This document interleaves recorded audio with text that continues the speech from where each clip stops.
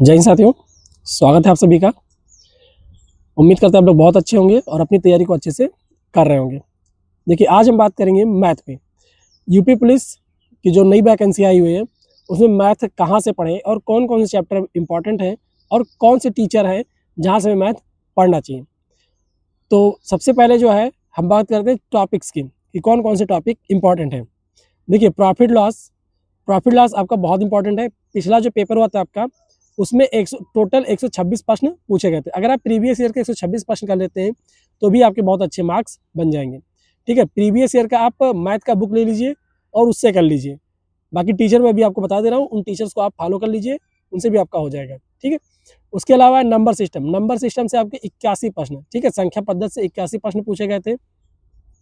Speed, time, distance, ठीक है? तो स्पीड, टाइम, डिस्टेंस से जो है 74 प्रश्न पूछे गए थे पिछले उसमें।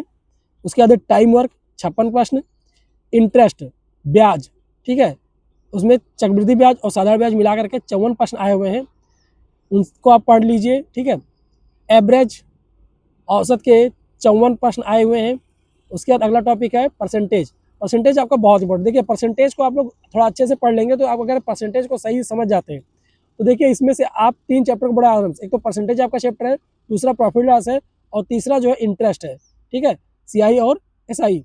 अगर आपको परसेंटेज नहीं समझ में आएगा, तो आपको प्रॉफिट लॉस, सीआई, एसआई और जो है परसेंटेज तो बिल्कुल नहीं हो पाएगा। ठीक है? तो ये 4 टॉपिक कंबाइन है। एक टॉपिक पढ़ेंगे तो आपको 4 टॉपिक आराम से समझ में आ जाएंगे। उसके बाद है रेशियो और प्रोपोर्शन, अनुपात, समानुपात। अनुपात समानुपात से जो है 35 प्रश्न आए थे। उसके बाद है सिंप्लीफिकेशन, सरलीकरण। देखिए, सरलीकरण जो है आपके कैलकुलेशन बेस्ड आते हैं। कैलकुलेशन आप थोड़ा अच्छा कर लेंगे, तो आपके जो है बहुत अच्छे से सिंप्लीफिकेशन कर ले जाएंगे। वर्ड मास थ्योरी पे ही आधारित प्रश्न आते हैं। ठीक है? कुछ प्रश्न आपको जो आते हैं वर्गमूल और घनमूल पे आधारित। ठीक है?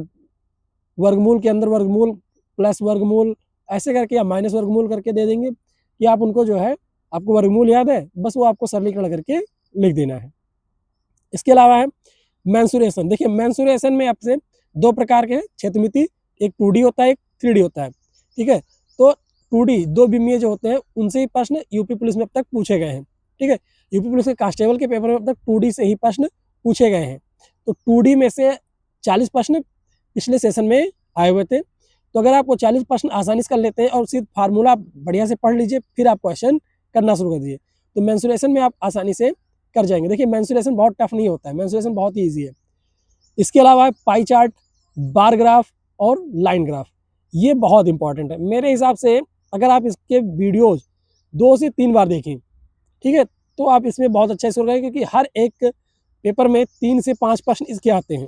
तो 3 से 5 प्रश्न जो है आपके लिए बहुत इंपॉर्टेंट है। 3 से 5 प्रश्न जो आएंगे, अगर आप सही से पढ़े रहेंगे, अगर बार ग्राफ को या पाई चार्ट को या लाइन ग्राफ को आप समझ पा रहे हैं, तभी आप इनसे प्रश्न कर पाएंगे। अगर आपको समझ में सही से नहीं आया होगा, तो आप कितना भी बढ़िया कैलकुलेशन कर लीजिए, सब कुछ कर लीजिए, आपसे प्रश्न बनने वाले नहीं है। तो इनको जो है आप लोग थोड़ा ध्यान से अच्छे से पढ़ लीजिए। इसके अलावा पार्टनरशिप। पार्टनरशिप से हर एक पेपर में 1 से 2 प्रश्न आते रहे हैं। ठीक है? अब तक 25 प्रश्न आए हुए हैं, जो पिछले साल आए थे। ठीक है? जो 244 की भर्ती आई थी, उसमें 25 प्रश्न आए हुए थे। तो ये जो है इंपॉर्टेंट टॉपिक थे। बाकी इसके अलावा एवरेज है, सॉरी, एवरेज का तो मैंने बता ही दिया कि आपके 54 प्रश्न आए हुए थे। ठीक है? इसके अलावा अलजेब्रा है। ठीक है? और जो भी अन्य चैप्टर्स हैं, वो भी इंपॉर्टेंट है, लेकिन उनसे 1 प्रश्न 2 प्रश्न कभी किसी में आए हैं, किसी में नहीं आए। लेकिन इतने जो चैप्टर्स हैं, इनमें से हर एक पेपर में 1 से 2 प्रश्न आए ही आए हैं। ठीक है? तो आप लोग, मैं बता दे रहा हूँ कि आप 6 चैप्टर केवल, देखिए इतना तो मैंने बताया, लेकिन मैं आपको कहूँगा सिर्फ 6 चैप्टर आप अच्छे से कर लीजिए, तो आपके पेपर बहुत अच्छे बन जाएंगे। पहला है जो आपको करना है, वो है परसेंटेज। परसेंटेज में आपको 3 चैप्टर एक्स्ट्रा से शामिल करना है। एक तो प्रॉफिट लॉस, दूसरा सीआई और एसआई। तो ये 4 चैप्टर मिल करके एक तरह से पढ़ लीजिए आप। ठीक है? दूसरा है स्पीड, टाइम, डिस्टेंस, तीसरा है नंबर सिस्टम, और चौथा जो आपका है, वो है टाइम वर्क।